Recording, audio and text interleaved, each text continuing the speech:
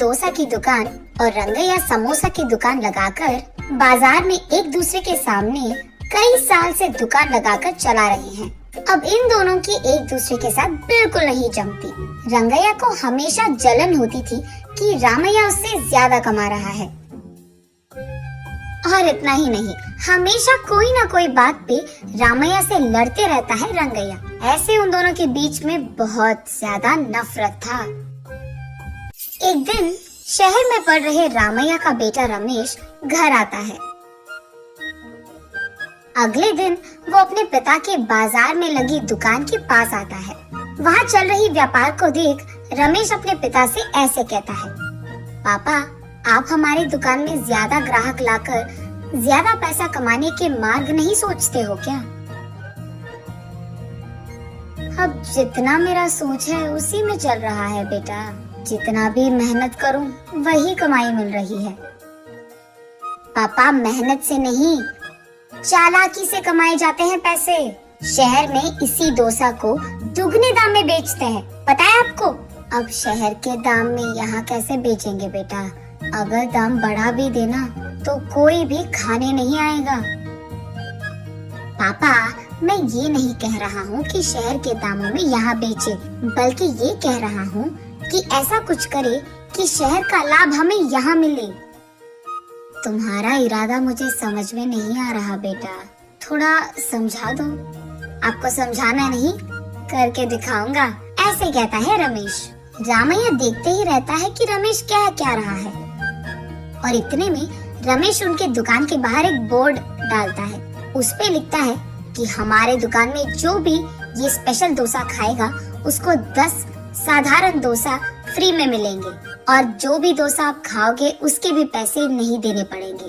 पर अगर स्पेशल डोसा खा नहीं पाए तो 10 डोसा का पैसे देना होगा, ऐसे लिख देता है। बोर्ड पे जो लिखा उसने वही बाजार में जोर से चिल्लाकर सबको सुनाता है। ये सुनकर बहुत लोग खुशी के मारे उनके दुकान पहुंच जाते हैं स्पेशल डोसा खाने। स्पेशल डोसा खाने के लिए मैं तैयार हूँ। नहीं नहीं, मैं तैयार हूँ। ऐसे सभी आपस में बहस करते हैं। तब रमेश उनके दुकान के बगल में एक बड़ा सा टेबल और चेयर लगाकर जो भी इस प्रतियोगिता में शामिल होना चाहते हैं उनको एक के बाद एक इस कुर्सी पे बैठना होगा, ऐसे कहता है। उसके बाद ठीक उस टेबल के जितना बड़ा डोसा वो बनाकर वहाँ लाता है और उस कुर्सी में बैठे आदमी के सामने पेश करता है। वहाँ मौजूद सारे लोग यही सोचते रहते हैं कि वो आदमी उस डोसा को खा पाएगा कि नहीं। आधा डोसा खाकर वो आदमी, मुझसे अब नहीं होगा, ऐसे कहकर हार मानकर वो 10 डोसा के पैसे देकर वहाँ से चले जाता है। ऐसे ही एक के बाद एक स्पेशल डोसा खाने की कोशिश करके हार मानकर वहाँ से पैसे देकर चले जाते हैं। ये सब ठीक सामने से देख रहा रंगैया अपने आप में सोचने लगता है कि एक स्पेशल डोसा बनाने के लिए कितने पैसे लगते हैं। उसे पता था कि एक स्पेशल डोसा बनाने के लिए 3 डोसा लगते हैं, लेकिन बाकी 7 डोसा के पैसे तो लाभ में आ गए। तब उसे समझ आता है और कहता है, बाप रे, ये 3 डोसा बनाकर 7 डोसा का लाभ ले रहा है। बस रंगैया को जलन होती है। कुछ भी करके मुझे भी ऐसे ही पैसे कमाने होंगे, तब क्या करूँगा? ऐसे सोच सोच कर, हाँ, मैं भी उसकी तरह समोसा का कोई प्रतियोगिता लगा दूंगा।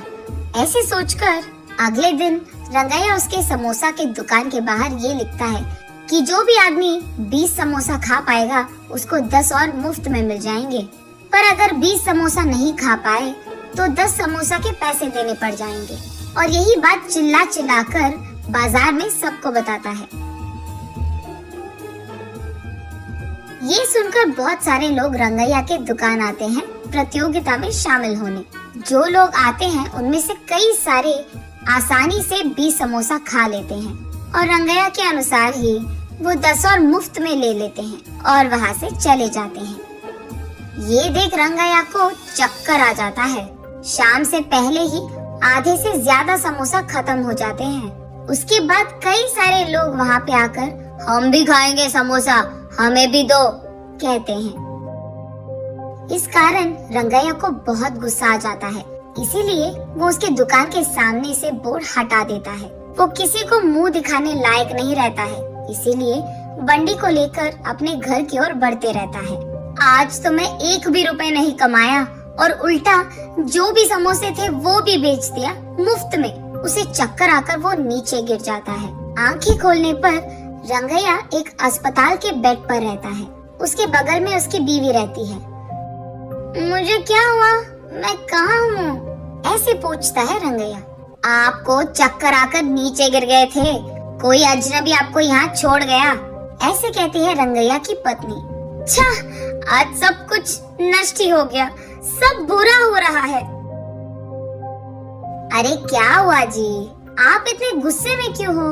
वैसे आप शाम तक घर की मुंह भी नहीं देखते हैं, लेकिन आज दोपहर से पहले आपके समोसे खत्म हो गए और अब घर भी आ रहे थे।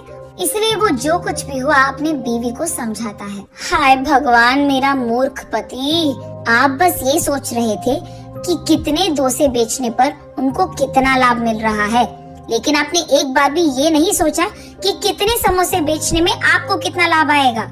ये प्रतियोगिता शुरू करने से पहले आपको ये सब सोचना था, आपने सोचा भी नहीं। ये तो होना ही था। तब रंगैया को समझ आता है कि किसी और को देखकर हमें वही काम नहीं दोहराना चाहिए और पहले खुद की देखना चाहिए। कुछ करने से पहले 100 बार सोचना भी चाहिए, तब हम सब खुश रह पाएंगे। ये समझता है रंगैया।